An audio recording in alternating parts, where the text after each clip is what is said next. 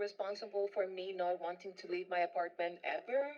Hello, welcome back. I don't know where this clip is going to be. No idea where we are in filming and in the videos right now.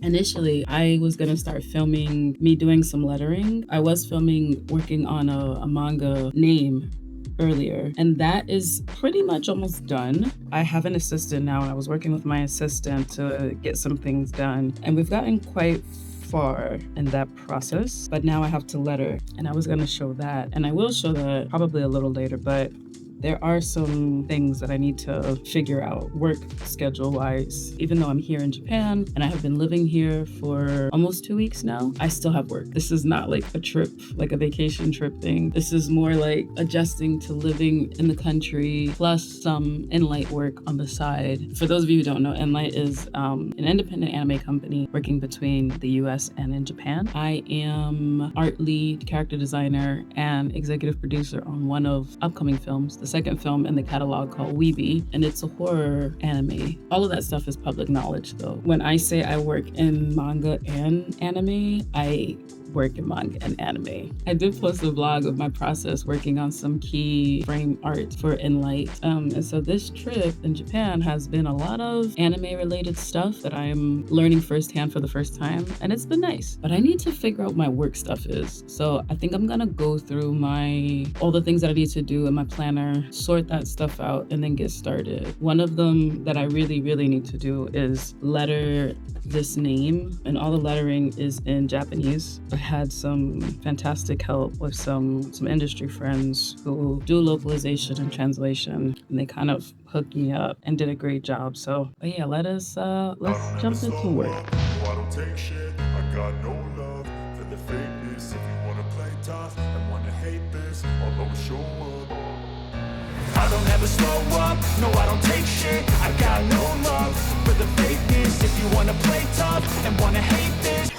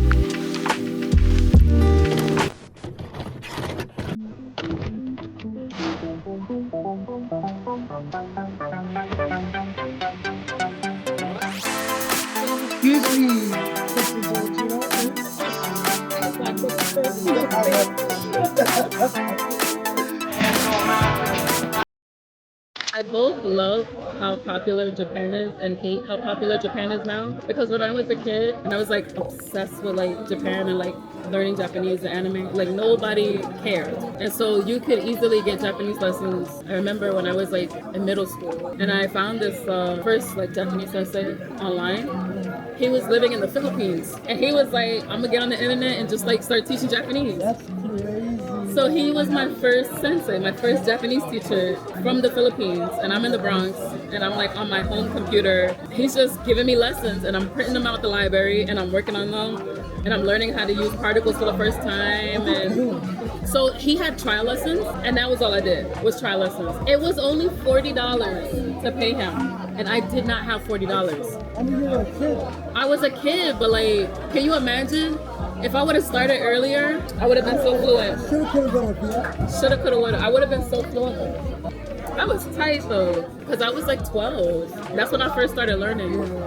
If I really like put the effort into it, my Hatsuan is really good. Now that I'm old, I'm like, oh, whatever. But if I really wanted to be impressive, but sometimes it works against me because it feels like I know more than I do. So I'm like, I gotta roll it back a little bit. The smile on the wave making this like 100%. keep on nodding your head, 100%. pretending that you know, and you'll get through the conversation. That's been working. Yeah. But it is like, You might not know what's going on, but you'll get through the conversation. yeah. I spoke to one of my like building neighbors. I met her as like an older lady. It was me and my colleague. We met up with the neighbor in the elevator, and the neighbor was saying, "Why are y'all here? Do y'all live here?" And I was like, "Yeah, I'm here. I live here." She's just visiting, and then we just started having like a nice conversation. And then she started going into some other stuff, and I was like, "Oh, girl, you're losing me." I was like, you're losing me. At that point, it was like 60%. I was like, oh, I don't know what she's saying. Oh, 6 minutes that you don't understand. That I didn't get. Like during the conversation, during like one part, the earlier part of the conversation, I was able to get it. I would say like 85% were good. There was like some vocabulary missing, but it was enough. I could still fill in the blanks. But then we got to another part about like how Japanese can be difficult to learn. And she completely like, all that shit flew over my head. I'm doing the smile and nod, Spiral out. but I would like to be more fluent, you know? How So, did you learn like? English? Oh, I was asking him that this morning because I was like, I literally this morning because I'm not gonna hold you, this is a little embarrassing, but like I had a moment where during that conversation with that lady, and I was like, damn, I'm still missing like 60% of this conversation. And then I had a conversation with a friend of mine through text. I feel like we had a slight misunderstanding. Whenever I get like a text message, I'll try to read it first. Once I try reading it first, I'll try to get like, what do I understand? What do I not understand? And then I'll pop it into good old DeepL or Translate, right? And the way that it translated seemed harsher than what I think she intended to say, like how she intended to say it. Something hit. I was like at the point in my language journey where I was like really frustrated, and I was in the bathtub, and I just started crying, bro. I was like, oh my oh, God, Jesus. because I could not understand my neighbor, and I really wanted to talk to her. She knows where he's from, and I was like, I really wanted to talk to my neighbor, and I really don't want to mess up my relationship with my friend. I just got so frustrated, and I just started bawling, bro. And I was telling Shinji, I was like, I'm terrible at this, my Japanese sucks. He was like, it's not that bad, it's fine, you're fine, you'll be okay. And then I was talking to him this morning, and I was like, what did you do when you came to the US? Because you didn't have Google Translate. You didn't have all the like technology that we have. How did you do it? Did you know I used to work at Izakaya in Sakibahagi? I don't know about it, but I know the area. Yeah. That was like the spot. Even when we went to the meeting with Kodansha, the people that we met there, they went to Hagi. Back in the day, my old job. I was like, damn, I didn't know this was the spot. Because Shinji also went to Hagi too. Really? Yeah, so many people. So it's not around anymore. It's not around anymore. After I left, I took it out with me. Yeah. Because they were getting on my nerves. We were getting on each other's nerves. It was like time. And I was getting more and more sick at that time. I was being hospitalized like every 4 months. Like for a week, I'd have to take out of work. So it got pretty bad. And, you know, working for a Japanese company was like, not fun. And I told them, because I was a server, I was like, boost up my percentage and let me make a nice clean chunk of change for like 2 months, and I'm gonna quit and I'm gone, and y'all never have to deal with me ever again. I promise you. You made your acceptance package. I did. And they were like, you know what? We'll take you up on that. And they boosted up my percentage. I started to hate my job, and it's not the people. I love customer service. I love talking to different people.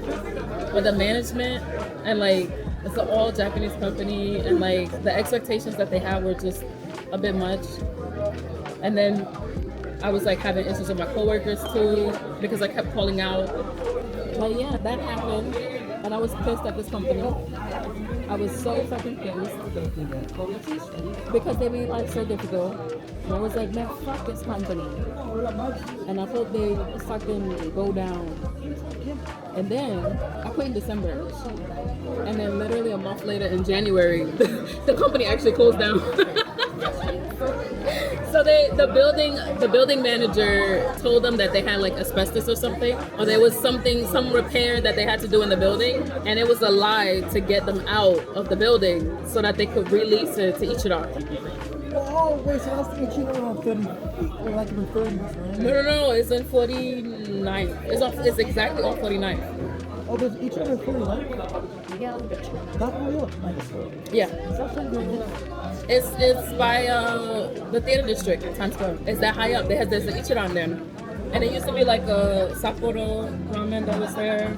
The universe was on my side. I felt bad for my other coworkers that I liked, because then they got laid off and they had to find another job. But for everybody else, sorry.